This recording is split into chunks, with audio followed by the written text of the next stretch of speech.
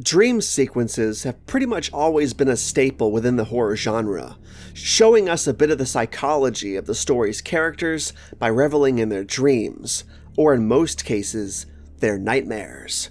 A lot of times, these sequences are played off for a simple jump scare or two, and usually don't have much bearing on the story, while others cater to the story's thematic elements and help fuel the story with potential clues of things that may or may not come to fruition within the real reality of the respective character. Either way, these sequences usually go two ways. They're either goofy, cheesy, and contain possibly one or two of those aforementioned jump scares, or they are legitimately frightening and leave the audience with a looming sense of dread long after the in-movie character wakes up. I obviously prefer the palpably scary route, and whether or not the content of the dream itself plays into the overall story or not doesn't matter much to me, as long as it is actually scary and actually has an effect on our character. For me, the most horrifyingly bizarre nightmare ever seen in a horror flick is the werewolf mutant home invasion scene from An American Werewolf in London. To this day, that scene unnerves me to the bone.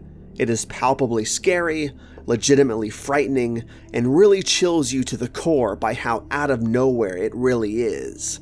I mean, if you look up the word abrupt in the dictionary, this scene is probably its definition. It is so shocking and so abrupt that it gives the sequence an almost snuff film-like quality, as if it's so in the moment that it's hard to believe you're not seeing the real massacre of this family, even though it's surreal and the scene itself is filled with werewolf-like creatures. It feels uncomfortably real, and it is fucking scary. I'll get it. All right, hold your horses. All right already.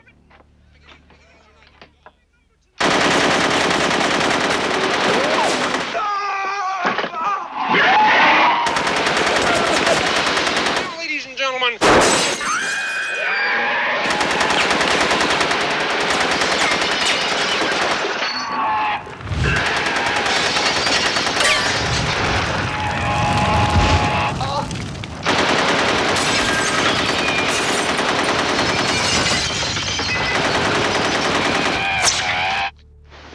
I would put this damn scene up against the entirety of any other home invasion movie out there. The scene is so damn shocking.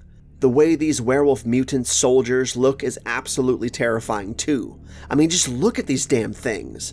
That is nightmare fuel for sure, especially this dude. They all seem to be variants of some kind of werewolf humanoid, each with a different look, and each more frightening than the last. The palpable fear of David Kessler, who is a Jewish American character within the story, is also subtly addressed with this scene, if not only by the sheer fact that the werewolf mutants are dressed akin to Nazi soldiers, which is never directly addressed by David in the film thereafter, but since we know his background and we see these creatures dressed this way and behaving this way, it's hard not to see what Landis was trying to speak toward here. Not just the nightmares fueled by David's own slow transformation into a lycanthrope, but the deep-seated fears of his people over the atrocities that occurred just 4 decades before the year this story takes place. True, genuine, real-life horror, done in a subtle yet horrifying fashion on film. The scene abruptly ends when David's throat is cut, and he wakes up safe and sound back in the hospital, greeted by his future lover Alex, who assures him that everything is all right. I've just had a nightmare. Not to worry, I've just the thing.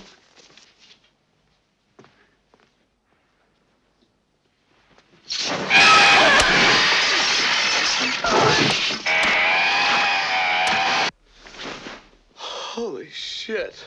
Yep, we said the same thing, David. We said the same thing. A truly fascinating and bizarre sequence from one of the best werewolf films ever made, and probably one of the most well-crafted horror films ever made in general. But what about you? Did you find the scene as unsettling as I did? If not, what other nightmare sequences did you find to be absolutely terrifying? Let me know in the comments below.